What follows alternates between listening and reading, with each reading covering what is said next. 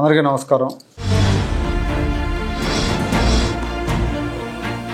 చంద్రబాబు నాయుడు గారు ముఖ్యమంత్రి అయిన తర్వాత ఈ 7 నెలల కాలంలో ఉత్తరాంధ్రకు అన్ని శుభవార్తలే.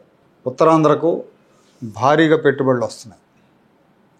జగన్మోహన్ రెడ్డి ఆ రోజున 3 రాజధానుల కాన్సెప్ట్తో విశాఖను ఎగ్జిక్యూటివ్ క్యాపిటల్ చేస్తున్నానని చెప్పి, ఆ తర్వాత మొత్తం వ్యవహారం అంతా కూడా విశాఖపట్నం నుంచే నడుపుతామని చెప్పినప్పటికీ ఏ రోజు కూడా విశాఖలో కొత్త పరిశ్రమలు కానీ, ఉపాధి ఉద్యోగ అవకాశాల కల్పనకు దారితీసే పరిశ్రమలు ఏవి కూడా ఆయన హయాంలో రాలేదు.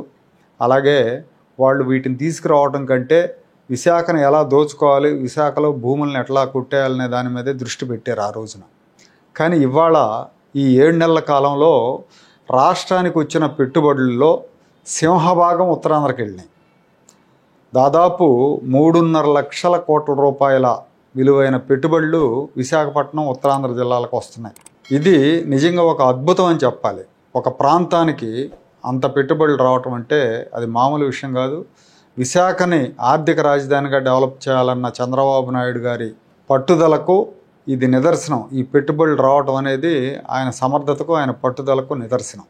మొన్ననే ఇటీవలే వారం క్రితం ప్రధానమంత్రి నరేంద్ర మోడీ గారు ఎన్టీపీసీ వాళ్ళది గ్రీన్ హైడ్రోజన్ ప్లాంట్కి శంకుస్థాపన చేశారు. పూడిమడక దగ్గర, విశాఖపట్నం సమీపంలో పూడిమడక దగ్గర 1600 ఎకరాల్లో ఎన్టీపీసీ వాళ్ళు గ్రీన్ హైడ్రోజన్ ప్లాంట్ ఏర్పాటు చేయబోతున్నారు. దీనికి పెట్టబోతున్న పెట్టుబడి 1,85,000 కోట్లు. 1,85,000 కోట్ల ప్లాంట్ అది. భారీగా ఉద్యోగ అవకాశాలు లభించబోతున్నాయి. అలాగే అనకాపల్లిలో ఆర్సెలార్ మెటల్ వాళ్ళు 1,40,000 కోట్లతో ప్రైవేట్ రంగంలో స్టీల్ ప్లాంట్ ఏర్పాటు చేయబోతున్నారు. దానిలో కూడా వేలాది ఉద్యోగాలు రాబోతున్నాయి. అంటే ఈ 2 ప్లాంట్లకే దాదాపు 3,25,000 కోట్ల పెట్టుబడులు వస్తున్నాయి. ఇవి కాకుండా ఐటీ రంగంలో టీసీఎస్ వాళ్ళు 10,000 ఉద్యోగాలు కల్పించే క్యాంపస్ని ఏర్పాటు చేయబోతున్నారు. అలాగే అదాని డేటా సెంటర్ అనేది కూడా కార్యరూపం దాల్చబోతా ఉంది. దాని ద్వారా కూడా వేలాదిగా ఉద్యోగాలు రాబోతున్నాయి. విశాఖ రైల్వే జోన్కు శంకుస్థాపన చేశారు ప్రధానమంత్రి గారు. అది ఎప్పటి నుంచో ఊరిస్తుంది. గత 10 ఏళ్ళుగా ఎప్పుడో విభజన హామీ, 10 ఏళ్ల నాడు ఇచ్చిన హామీ ఇప్పటికి కార్యరూపం దాల్చబోతూ ఉంది. ఇంకా ఇవాళ స్టీల్ ప్లాంట్ రివైవల్ కోసం 11,000 కోట్లు, 11,440 కోట్లు కేంద్ర ప్రభుత్వం ప్యాకేజీ ప్రకటించింది. ఇవన్నీ కూడా ఉత్తరాంధ్రలో ఉద్యోగ అవకాశాలు, ఉపాధి అవకాశాలు పెంచే ప్రాజెక్టులు, ఉత్తరాంధ్ర గతిని మార్చే ప్రాజెక్టులు.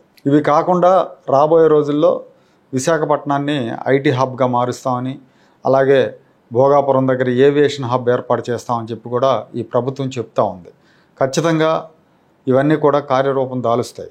కాబట్టి రాష్ట్రంలో ప్రాంతాల పేరుతోటి విద్వేషాలు రెచ్చగొట్టే వాళ్ళ దుష్ప్రచారాలు నమ్మొద్దండి. ప్యాకేజ్ శర్మలు, ప్యాకేజ్ రెడ్లు అందరూ కూడా వస్తారు. అమరావతిలో ఒక 5,000 కోట్లు, 10,000 కోట్లతో వర్క్లు మొదలవుతున్నాయని చెప్పడంతోనే వెంటనే నారాయణ గారు అక్కడ ప్రకటిస్తారు. ఇక్కడ ఉత్తరాంధ్ర నుంచి ఒక ఐఏఎస్, ఆయన రిటైర్డ్ ఉన్నాడు, ఆయన మొదలు పెడతాడు. అమరావతిలో అన్ని వేల కోట్లు ఎట్లా పడతారు, ఇన్ని వేల కోట్లు ఎట్లా పెడతారని ఆయన ఉత్తరాలు రాస్తారు. ఇంకో ఆయన రాయలసీమ రెడ్డి గారు ఇంకో ఆయన మొదలు పెడతాడు, రాయలసీమకు అన్యాయం అని మొదలు పెడతారు. వాస్తవంగా ఇవాళ ఈ ప్రభుత్వం వచ్చిన తర్వాత 7 నెలల్లో కంపెనీలు కానీ, పెట్టుబడులు కానీ వచ్చినాయి అంటే అవి ఉత్తరాంధ్రలో వచ్చినాయి, విశాఖపట్నంలో వచ్చినాయి, రాయలసీమలో వచ్చినాయి, ఓర్వకల్లో వచ్చినాయి. సెమీ కండక్టర్స్ ప్లాంట్ వచ్చింది 14,000 కోట్లు ఓర్వకల్లో. అదేవిధంగా అనిల్ అంబానీ ఆయన సౌర విద్యుత్ ప్లాంట్ ఒకటి పెట్టబోతున్నారు, 10,000 కోట్లతో పెట్టబోతున్నారు. దేశంలోనే అతిపెద్ద ప్లాంట్ పెట్టబోతున్నాడు ఆయన. ఇంకా ఏమైనా పెట్టుబడులు ఉంటే ఆటోమొబైల్ అంటే అనంతపురం అంటున్నారు, లేకపోతే ఎలక్ట్రానిక్స్ అంటే తిరుపతి, శ్రీ సిటీ అంటున్నారు. సో కాబట్టి మధ్యాంధ్రకి అమరావతి మినహా వేరే ఇదేం లేదు, వేరే పెట్టుబడి ఏం లేదు. కాబట్టి ప్రభుత్వం ఏంటంటే అన్ని ప్రాంతాలని డెవలప్ చేయాలనే ఉద్దేశంతోనే వెళ్తుంది. అమరావతిలో రాజధాని వస్తుంది, ఉత్తరాంధ్రని డెవలప్ చేద్దాం, రాయలసీమని డెవలప్ చేద్దాం అనే ఉద్దేశంతోనే చంద్రబాబు నాయుడు గారు ఒక సదుద్దేశంతో ముందుకెళ్తున్నారు. కాకపోతే ఈ ప్యాకేజ్ శర్మలు, ప్యాకేజ్ రెడ్లు అందరూ కూడా వాళ్ళు ఇష్టం వచ్చినట్టు నోటికి పని చెప్తూ ఉంటారు. అలాంటి వాళ్ళ మాటలు పట్టించుకోవద్దండి. వీళ్ళందరినీ కూడా కాస్త కనిపెట్టి కూడా ఉండండి.